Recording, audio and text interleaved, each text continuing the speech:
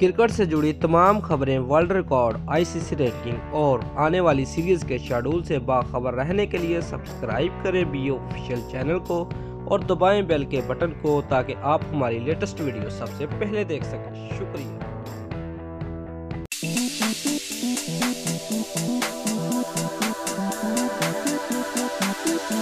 दोस्तों, अगर आप पाकिस्तानी हैं और क्रिकेट को देखना पसंद करते हैं तो जल्दी से वीडियो को लाइक कर दें, क्योंकि मैं क्रिकेट से जुड़ी हर अपडेट आपके लिए लेकर आता रहता हूं। व्यूअर्स, कौमी टीम के कप्तान सरफराज अहमद का कहना है कि अगर हमारी टीम ने जनूबी अफ्रीका के खिलाफ टेस्ट सीरीज से कबल 2 या 3 प्रैक्टिस मैचेस खेले होते तो नताइज मुख्तलिफ हो सकते थे। व्यूअर्स, केप टाउन टेस्ट में जनूबी अफ्रीका के हाथों 9 विकेटों से शिकस्त के बाद सरफराज अहमद का कहना था कि हमने पहली इनिंग्स में ज्यादा रन नहीं बनाए। अगर 250 से 300 रन तक बना लेते तो शायद आखिरी इनिंग्स में हमें फायदा हो सकता था, क्योंकि चौथी इनिंग्स में भी ये पिच फास्ट बॉलर को मदद दे रही थी। अगर आप एक ही सेशन में 5 विकेटें गंवा दें तो फिर आपका मैच में वापस आना इंतहाई मुश्किल हो जाता है। लेकिन हमारे बल्लेबाजों ने जिस तरीके से तीसरे दिन के दूसरे सेशन में बैटिंग की, इस तरह आप टेस्ट क्रिकेट में सीखते हैं।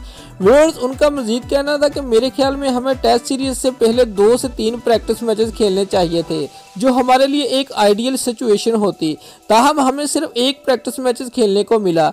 हमारे बल्लेबाजों ने इस टेस्ट में बहादुरी दिखाई और उम्मीद है कि जुसरंबंग टेस्ट में हमें इसका फायदा होगा।